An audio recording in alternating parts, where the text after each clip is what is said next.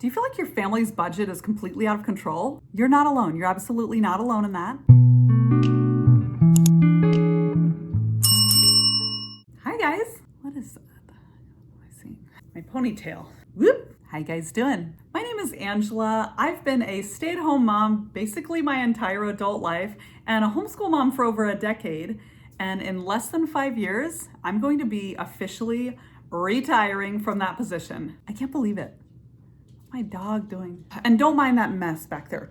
Doesn't matter. It's real life, right? Who cares? Do you feel like your family's budget is completely out of control? You're not alone. You're absolutely not alone in that. I'm going to help you figure out a budget that works for you and your lifestyle.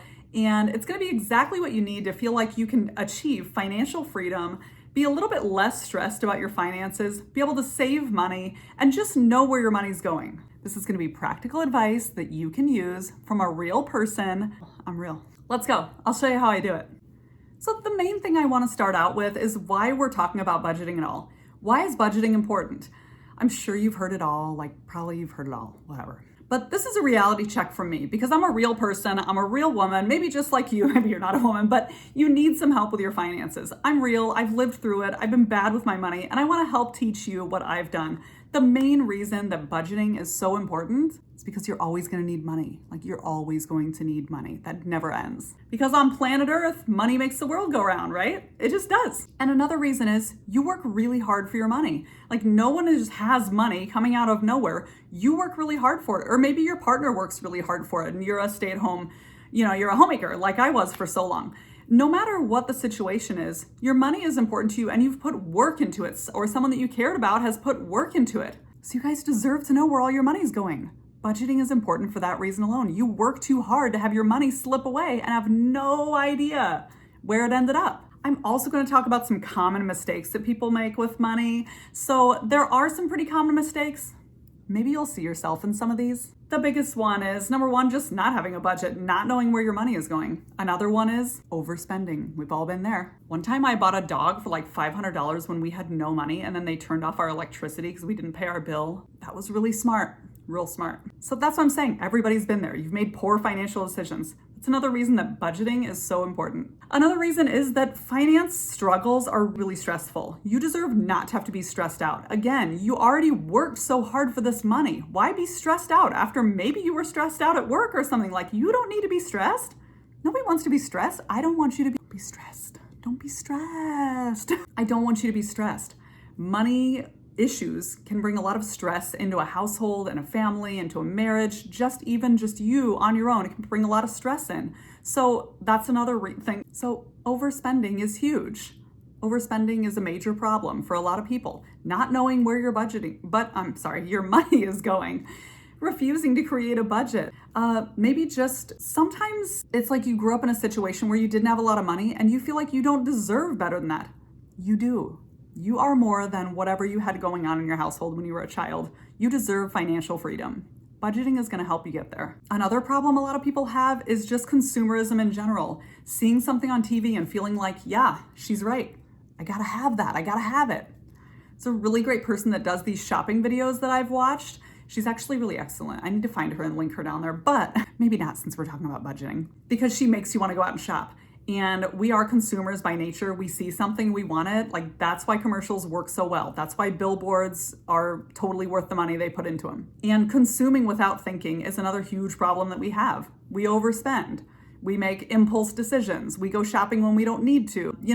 Even seeing our friends with something new makes us want to buy something.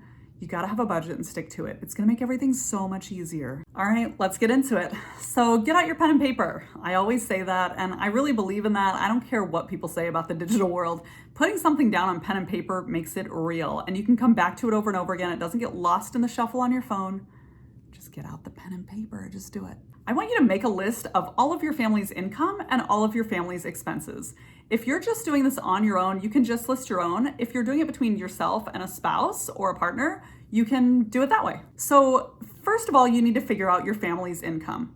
That means any paychecks from a regular 9 to 5, any side gig money. If you mow lawns, you shovel sidewalks, you do reselling. I I had a video on reselling. You can make some extra money. Go watch it. Whatever you decide to do, whatever you're doing that's making an income, you need to write that down. And not only that, you need to get into your bank statements and you need to see how much money is actually coming in to your account every single month. It's important. You got to do it. So make sure you do that. Don't just guess or go by what you think it is. Just be purposeful about it. It's really important. It's really going to help you. And this whole process is actually nothing without it. So get into that bank account. Even if you haven't looked at it in a while and you're kind of scared, like just get in there anyway. Get in there, track your incomes, your family income, and write it down. Figure out what the total is for the month on average, because sometimes it's going to fluctuate. For a lot of people, it does fluctuate.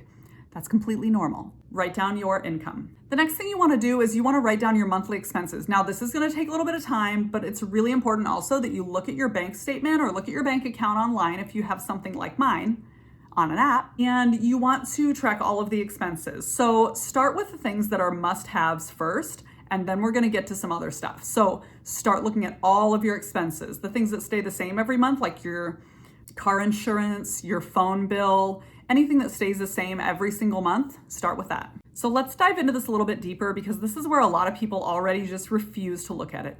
You have to look at where your money's going. It's so important. Do you want to be stressed out or not? Then let's look at it. Let's be real. You have to get real with yourself. I'm telling you this because I care about you and I want better for you. And I spent a long time refusing to look because I was so scared of how bad we were doing. Just do it. I'll do it with you. Start with tracking those main expenses that never change. Figure out in your bank statement or your bank account what bills happen, when they happen, how much they are, and write them down. Start with the ones that never change. So like I said, your car insurance, maybe a vehicle payment, a credit card payment, whatever your payments are that never change, start with those first. Write down the totals of each one. And it can also be helpful to write down when they come out if you have automatic payments or automatic transfers every single month. Start with those. The next thing you want to write down is any of your expenses that you see for the last month that are always going to come out of your account, but sometimes they change a little bit, like your gas bill, your electricity bill. You have to have them, you have to pay for them, but they change every month. By a little bit maybe, like water, whatever the bills are. Another thing you want to pay attention to is your food and your gas. Those are things you also need every single month, and they can change a little bit, but you want to have an average for those. So let's start with these. Here's my list. I'm going to give you my list just in case you're forgetting anything, and you can tell me down in the comments what's on your list that maybe you would add to this. Here we go. Let's go. We can do this. We can do this. I'm so sorry. Okay, let's do it. The first thing I always have on mine is my car insurance payments. The next thing I have on mine is our car payments, if any. We just finished paying off my husband's truck, so now we just have one car payment left. I really want to pay for cash for our next vehicles. Really working hard on that right now. The third thing we have on there, okay, that was weird. That was really weird. The third thing we have on there is a credit card payment. We do have a credit card that we use for some things. We like to just use it and pay it off, and we get points. The next thing that never changes the next thing are the variables. So our gas bill, our electric bill, our water bill, our phone bill, and then any of our streaming services. We don't use cable anymore, but we have like a Netflix bill and then Philo bill or Philo, I don't know how you say it. Those bills. So we go ahead and just list all of those out. I know it's going to start sounding like a lot. You're like, crap, but do it anyway. List them out, write how much they are costing you every month, and also write when those bills are due so you can keep track of that.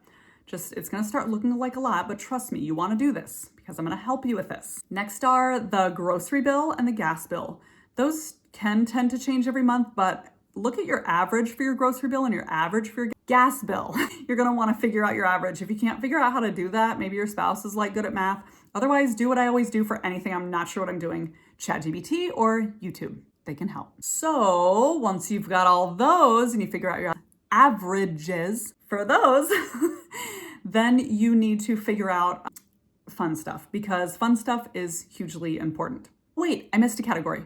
If you have any other categories, make sure you put them in here, but on any memberships to anywhere that you have that come out every month, like a fitness membership, gym membership, Basically, it's up to you. I can't really guide you through every step of it, but you've got to look at your account and decide for yourself and figure out for yourself what comes out every single month. It's on you to figure that out. You've got to do it. Bite the bullet and do it. And then one category I forgot about was miscellaneous. This is really important that you have money set aside for miscellaneous. You're not going to see it in your account, but you need to write it down as part of your budget. We're going to figure that out. I know there's dust particles flying around. Okay, it's winter. The windows are shut. I'm doing my best. So have a miscellaneous category because something is always going to need to be repaired on your car, or some other random thing comes up, or your mother-in-law surprisingly asks you out to lunch and you feel like you need to say yes. Like there's so many things that could happen that need to go in miscellaneous. And then the fun part, because you deserve it, you and your spouse, I don't apply kids to this one, I just don't. You and your spouse or just yourself need to have a set aside amount of money for fun money. Make that a category. Don't fill it in yet. We're going to figure it out at the end. And then another thing that you need to have, if you're not already doing it, is an amount that goes into your savings account every single month that you do not pull out unless it's an emergency. I know that's tough, but you need to make it a priority. Act like it's one of your bills. It's important. I don't care if it's $5, $10, whatever you can do, even up to $100, $200, whatever it is. You need to have savings. It's really important. Make it a priority. Now, I don't know if this needs to be said or not, but maybe it does. Your fun money should be actually the last thing. And it's basically, you want to get used to paying the must-haves first and then spending after. It shouldn't be the other way around. That's why you're running into trouble. If you're running into trouble, you're spending your money first and then thinking about the things that have to happen later. It has to be said. I'm here to help you. Let's talk about some tips that are going to help you to change this budget just a little bit and make it look like, you know what, this is a little bit more doable. The first thing I'll tell you to do is to go ahead and cancel any subscriptions that you don't absolutely need. If you are on a budget and you're really trying to get serious about your budgeting, it's time to cancel cable. You are going to be fine. You're going to be fine. Cancel your cable, cancel your Netflix for a while, cancel your gym membership that you haven't used in like months. Whatever it is, really look at them and think, when's the last time I used this? And not only that, but could I live without this while I get serious about financial freedom?